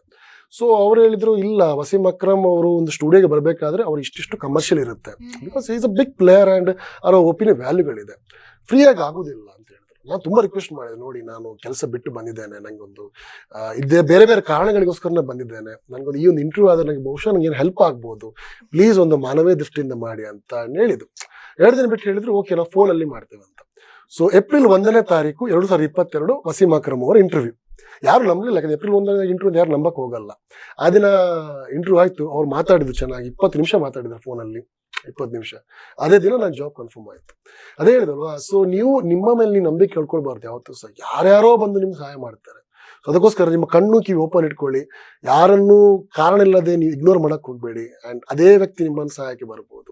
ಸೊ ನಾನು ಯಾವತ್ತು ಮ್ಯಾಜಿಕ್ ಅನ್ನು ಬಿಲೀವ್ ಮಾಡ್ತೇನೆ ತುಂಬ. So I am here. Very nice, magical life. So ನಿಮ್ಮ ಮನದಾಳದ ಮಾತು ಆಕ್ಚುಲಿ ಈಗ ನೀವು ಬಿಚ್ಚಿಟ್ಟಿದ್ದು, ನೀವು ಓಪನ್ ಆಗಿ ಮಾತಾಡಿದ್ರಿ ಈ ಕ್ಷಣ. ಸೊ ನಿಮ್ಮ ಜೀವನವನ್ನ ನೆನಪು ಮಾಡ್ಕೊಂಡಾಗ ನಿಮಗೆ ದೇವರು ಒಂದು ಅವಕಾಶ ಕೊಟ್ರೆ, ಈ ಒಂದು ಜೀವನದ ಈ ಘಟ್ಟವನ್ನ ನಾನು ಬದಲಾಯಿಸ್ತೇನೆ ಅಥವಾ ಡಿಲೀಟ್ ಮಾಡ್ತೇನೆ ಅಂತ ಹೇಳಿದ್ರೆ ಅದು ಯಾವ್ದಾಗಿರುತ್ತೆ? ವೆರಿ ಆನೆಸ್ಟ್ ಹೇಳೋದಾದ್ರೆ, I am little bit lucky enough person. ಅಂದ್ರೆ ಅಂತ ಒಂದು, ಐ ಮೀನ್ ಈಗ ನಾವು ಬೇರೆಯವರ ಕಷ್ಟ ನೋಡುವಾಗ ನಮ್ಗೆ ಯಾವ್ದು ಓಕೆ ಅಂತ ಅನ್ಸುತ್ತೆ, ಅಂತ ಇಲ್ಲ. ಬಟ್ ಬದಲಾಯಿಸೋದಂದ್ರೆ ಐ ಥಿಂಕ್ ನನ್ನ ಒಂದು ತಾಯಿಯ ಜೀವನವನ್ನು ನಾನು ಬದಲಾಯಿಸ್ಬೇಕಂತ ಅನ್ಸುತ್ತೆ. ಬಿಕಾಸ್ ತಾಯಿಗೆ 18 ವರ್ಷದಲ್ಲಿ ಮದುವೆ ಆಗಿತ್ತು. ಮದುವೆ ಆಗಿ ಅವ್ರಿಗೆ 26 ವರ್ಷದವರೆಗೆ ಅವರು ಗಂಡನ ಮನೇಲಿದ್ದರು. 3 ಮಕ್ಕಳಾಯಿತು, 3ನೇವ ನಾನು. ಅದಾದ ನಂತರ ಗಂಡನ ಮನೆ ಸಪ್ರೇಟ್ ಆದರು. ಆ್ಯಂಡ್ ಅದಾದ ನಂತರ ತುಂಬ ಚಾಲೆಂಜಸ್ ಫೇಸ್ ಮಾಡಿದರು. ಮತ್ತು ಅವರ ಆರೋಗ್ಯದಲ್ಲಿ ತುಂಬ ತೊಂದರೆ ಆಯಿತು ಅವರಿಗೆ. ಆ್ಯಂಡ್ ಅವರ ಟ್ರೀಟ್ಮೆಂಟ್ಗೋಸ್ಕರನೂ ಕೂಡ ನಾನು ಆ್ಯಕ್ಚುಲಿ ಮಂಗಳೂರಲ್ಲಿ ಇರ್ಲಿಕ್ಕೆ ಕಾರಣನೂ ಅದೇ. ಸೊ ನನಗೆ ತಾಯಿ ನೋಡೋಕ್ಕಾಗುತ್ತೆ ಎಂಬುದು ಒಂದು ರೀಸನ್ ಕೂಡ ಇತ್ತು. ನನಗೆ ಹೆಲ್ತ್ ಇಶ್ಯೂ ಆಯಿತು. ಆ್ಯಂಡ್ ನಾನು ತುಂಬ ಎಂಜಾಯ್ ಮಾಡಿದೆ ಲೈಫಲ್ಲಿ. So I will be very honest. So just ನೀವು ಸುಳ್ಳು ಇಫ್ ಐ ಸೇ ದ್ಯಾಟ್ ನಾನು ತುಂಬನೇ ಯಾವಾಗಲೂ ಕಷ್ಟನೇ ಇತ್ತು ಅಂತ ಹೇಳಿದ್ರೆ ಅದು ಬಹುಶಃ ಸುಳ್ಳಾಗ್ಬೋದು. ಬಟ್ ಐ ಹ್ಯಾವ್ ಕಷ್ಟನೂ ನೋಡಿದ್ದೇನೆ, ತೊಂದರೆನೂ ಅನುಭವಿಸಿದ್ದೇನೆ, ಮೋಸನೂ ಅನುಭವಿಸಿದ್ದೇನೆ, ಎಲ್ಲವೂ ಆಗಿದೆ. ಬಟ್ ಸಾಕಷ್ಟು ಖುಷಿನೂ ಪಟ್ಟಿದ್ದೇನೆ, ಇಟ್ಸ್ ಫೈನ್. ಬಟ್ ನಾನು ತಾಯಿಯನ್ನು ಖುಷಿ ಪಟ್ಟಿಲ್ಲ ಜೀವನದಲ್ಲಿ. ಪ್ರೊಬ್ಯಾಬ್ಲಿ ಅವರಿಗೊಂದು ಒಳ್ಳೆಯ ಜೀವನವನ್ನು ನಾನು ಕೊಡಲು ಬಯಸ್ತೇನೆ. ಅದು ಒಂದೇ ಒಂದು ವಿಚಾರ. ಹಾಗೆ ಡಿಲೀಟ್ ಮಾಡುವಂಥದ್ದು, ಸಿ ಅಗೇನ್ ಡಿಲೀಟ್, ಎಸ್, ಅದು ಕೆಲವು ಸಲ ಏನಾಗ್ಬಿಟ್ಟಿದೆ, ಕೆಲವು ಗೊತ್ತಿಲ್ಲದ ಕೆಲವು ತಪ್ಪುಗಳಾಗಿ ಹೋಗಿದೆ. ಆ ತಪ್ಪುಗಳಿಂದ ಅವರು ಕಳ್ಕೊಂಡಿದ್ದಾರೆ ಅಂದ್ರೆ ಅವರು ಪ್ರಪಂಚದಲ್ಲೇ ಇಲ್ಲ ಅವರು. ಸೊ ಪ್ರೊಬ್ಯಾಬ್ಲಿ ನಾನು ಅವ್ರ ಜೊತೆ ಮಾತಾಡಬೇಕಿತ್ತು, ಅಥವಾ ಪ್ರತಿಯೊಬ್ಬರ ಜೊತೆ ನಾನು ಸರಿಯಾಗಿ ಇರಬೇಕಿತ್ತು. ಬಹುಶಃ ಅದೊಂದು ತಪ್ಪು ಆಗಿರ್ಬೋದು ನನ್ನಲ್ಲಿ. ಸೊ ಅದನ್ನು ಡಿಲೀಟ್ ಮಾಡಲಿಕ್ಕೆ ಇಷ್ಟಪಡ್ತೇನೆ. ಅದು ಬಿಟ್ಟು ತೊಂದರೆ ಅಂತ ಯಾರಿಗೆ ಕೊಟ್ಟಿಲ್ಲ ನಾನು. ಎಸ್. ಸೊ ಪ್ರತಿಯೊಬ್ಬರ ಜೀವನದಲ್ಲಿ ಇಂಥ ಒಬ್ರು ವ್ಯಕ್ತಿ ಇರ್ತಾರೆ. ಇಂಥ ಒಬ್ಬ ವ್ಯಕ್ತಿ ಇದ್ದದ್ರಿಂದ ನಾನು ಜೀವನದಲ್ಲಿ ಇನ್ನಷ್ಟು ಗಟ್ಟಿ ಆದೆ, ನನ್ನ ಏನ್ ಕನಸಿತ್ತು ಅದನ್ನ ರೀಚ್ ಆಗಕ್ಕಾಯ್ತು ಅಂತ ಹೇಳಿ. ಜೀವನದಲ್ಲಿ ನೀವು ಧನ್ಯವಾದ ಅನ್ನುವಂತ ವರ್ಡ್ ಅನ್ನ ಯಾರಿಗಾದ್ರೂ? ನಂದು ಪ್ರತಿಯೊಂದು ಹಂತದಲ್ಲಿ ಒಬ್ಬೊಬ್ರು ವ್ಯಕ್ತಿಗಳು ಬಂದು ಹೋಗಿದ್ದಾರೆ. ಸೊ ಬಿಕಾಸ್ ಒಂದೇ ವ್ಯಕ್ತಿ ಅಂದ್ರೆ ಶುರುವಿಂದ ಈಗ ಇರೋದು ತಾಯಿ ಮಾತ್ರ. ಮತ್ತೆ ಪ್ರತಿಯೊಂದು ಘಟ್ಟದಲ್ಲಿ ನಂಗೆ ಸಹಾಯ ಮಾಡ್ಕೊಂಡಿದ್ದಾರೆ. ಫಾರ್ ಎಕ್ಸಾಂಪಲ್ ಇವಾಗ ಡಿಗ್ರಿಗೆ ಬರುವಾಗ ನನ್ನ ಕ್ಲಾಸ್ಮೇಟ್ಸ್ಗಳು ತುಂಬಾ ಜನ ನೋಟ್ಸ್ ಹೆಲ್ಪ್ ಮಾಡಿ ಕೊಟ್ಟಿದ್ರು. ತುಂಬಾ ಮಾಸ್ಟರ್ ಡಿಗ್ರಿ ಕಲಿಯುವಾಗ ಯಾರೋ ನಂಗೆ ಲ್ಯಾಪ್ಟಾಪ್ ಎಲ್ಲ ಇರ್ಲಿಲ್ಲ ನನ್ನ ಹತ್ರ. ನನ್ನ ಅಸೈನ್ಮೆಂಟ್ಗೆ ಅವ್ರು ಹೆಲ್ಪ್ ಮಾಡಿ ಕೊಟ್ಟು ಹೋಗಿದ್ರು. ಒಂದು ರೇಡಿಯೋ ಸ್ಟೇಷನ್ ಅಲ್ಲಿ ಬೆಳಗ್ಗೆ ಬ್ರೇಕ್ಫಾಸ್ಟ್ ಯಾರು ತಂದು ಕೊಡ್ತಾ ಇದ್ರು. ಇನ್ನೊಂದು ಬೇರೆ ಬೇರೆ ಕಡೆ ಹೋದಾಗ ಉಳ್ಕೊಳ್ಳಿಕ್ಕೆ ಯಾರು ವ್ಯವಸ್ಥೆ ಮಾಡ್ತಾ ಇದ್ರು. ಆಮೇಲೆ ಎಷ್ಟೋ ಸಲ ದುಡ್ಡಿರ್ಲಿಲ್ಲ ಬಿಕಾಸ್ ನನ್ನ ಹತ್ರ ಐ ಡೋಂಟ್ ನೋ, ನಾನು ದುಡ್ಡನ್ನೇ ಉಳಿಯಲ್ಲ ನನ್ನ ಕೈಯಲ್ಲಿ. ಸೊ ಯಾರ್ಯಾರು ಬಂದು ನಂಗೆ ವಿದೌಟ್ ಎಕ್ಸ್ಪ್ಲನೇಷನ್ ನಂಗೆ ಏನೋ ಹೆಲ್ಪ್ ಎಲ್ಲ ಮಾಡಿ ಹೋಗಿದ್ದಾರೆ ತುಂಬಾ ಜನ. So every now and then ನಂಗೆ ಸಹಾಯ ಸಿಗ್ತಾ ಹೋಗಿದೆ. Maybe that's what I am keep on selling. ನೀವು ಎಕ್ಸ್ಪೆಕ್ಟೇಷನ್ ಇಲ್ಲದೆ ನೀವು ಯಾರಿಗೆ ಏನಾದ್ರು ಮಾಡಿ, ಯಾರೋ ಎಕ್ಸ್ಪೆಕ್ಟೇಷನ್ ಮಾತ್ರ ಬರ್ತಾರೆ. So there are so many. ಒಬ್ಬ ವ್ಯಕ್ತಿ ಅಂತ ಹೇಳೋದು ಬಹಳ ಕಷ್ಟ ಆಗ್ಬಿಡುತ್ತೆ. There are so many including you also, ನಿಮ್ಮ ಟೀಮ್ ಕೂಡ. ಯಾಕಂದ್ರೆ ಈ ಚಾನಲ್ ಅಲ್ಲಿ ಕೂಡ ನಾನು ಕೆಲಸ ಮಾಡಿದ್ದೇನೆ. ಅಂಡ್ ಬಹುಶಃ ನಾನು ದೇಶದ ಏಕೈಕ RJ ಅಂತ ಅನ್ಸುತ್ತೆ ಈ ಚಾನಲ್ ಅಲ್ಲಿ ಒಬ್ಬ RJ ಹೆಸರಲ್ಲಿ ಒಂದು ಶೋ ಇದ್ದದ್ದು ಬಹುಶಃ ಯಾವ್ದು ಇರ್ಲಿಲ್ಲ. ಇಂಥದ್ದೆಲ್ಲ ಅವಕಾಶಗಳು ಯಾರು ಕೊಡ್ತಾರೆ ವಿದೌಟ್ ಎಕ್ಸ್ಪೆಕ್ಟೇಷನ್ ಅಲ್ಲಿ? ಸೊ ಇದು there are lot of people ಕೊಡ್ಬೇಕಾಗತ್ತೆ. ಅಂಡ್ ಎಸ್, ಬಟ್ ಈಗ ಮೇನ್ ನಾನು ಥ್ಯಾಂಕ್ಸ್ ಹೇಳೋದು ನಂಗೆ ಕೆಲಸ ಕೊಟ್ಟ ಕಂಪನಿಗೆ ಸದ್ಯಕ್ಕೆ, ಫನಿಶ್ ನೆಟ್ವರ್ಕ್. ಸೊ ಅವ್ರಿಗೆ ಒಂದು ಸದ್ಯಕ್ಕೆ, ಮುಂದೆ ಒಂದು ನೋಡು. ಬಟ್ ಹಿಂದೆ ಎಲ್ಲರಿಗೂ ನಾನು ಥ್ಯಾಂಕ್ಫುಲ್ ಆಗಿದ್ದೇನೆ, everybody. Yes, very nice. So sorry ಅಂತ ಒಂದು ಕೇಳೋದಾದ್ರೆ ಎಲ್ಲರಿಗೂ ಸಾರಿನೇ ಕೇಳಬೇಕು, ಪ್ರತಿಯೊಬ್ಬರಿಗೂ ಸಾರಿ ಕೇಳಬೇಕಾಗತ್ತೆ. ಸಾರಿ ಸಾರಿ ಸಾರಿ ಸಾರಿ ಸಾರಿ ಯಾರು ಕೇಳಲಿ ನಾನು. ಆಗಿದೆ, ತುಂಬಾ ತಪ್ಪುಗಳಾಗಿದೆಪ್ಪ. ನಾನು ತಪ್ಪೇ ಇಲ್ಲದ ಮನುಷ್ಯ ಅಂತಲ್ಲ. ಕೆಲವು ಹುಡುಗ ಬುದ್ಧಿಯಲ್ಲಿ ಕೆಲವು ಗೊತ್ತಿಲ್ಲದೆ ಕೆಲವೊಂದು ಮಾತುಗಳು ಬಂದು ಹೋಗಿದೆ, ಕೆಲವೊಂದು ವಿಚಾರಗಳು ಆಗಿ ಹೋಗಿದೆ. So sorry. ಕೆಲವೊಂದು but I told you that ಯಾರು ಕೂಡ ದ್ವೇಷ ಅಂತ ನಮ್ಮ ಜೊತೆ ಯಾರಿಲ್ಲ. ಅದು ಕಾಲಕ್ರಮೇಣ ಕೆಲವೊಂದು ಗಾಯಗಳು ವಾಸಿ ಆಗುತ್ತೆ ಹೋಗುತ್ತೆ. ಸೊ ಅದರಿಂದಾಗಿ ನನ್ನ ಗಾಯನ ವಾಸಿ ಆಗಿದೆ, ಉಳಿದೋರ ಗಾಯನ ವಾಸಿಯಾಗಿ ಹೋಗಿದೆ. ಆಗಿಲ್ಲ ಲಕ್ಕಿಲಿ ಅಂಥದ್ದೇ ಒಂದು ದೊಡ್ಡ ಕ್ರೈಮ್ ತರ ಆಗಿಲ್ಲ.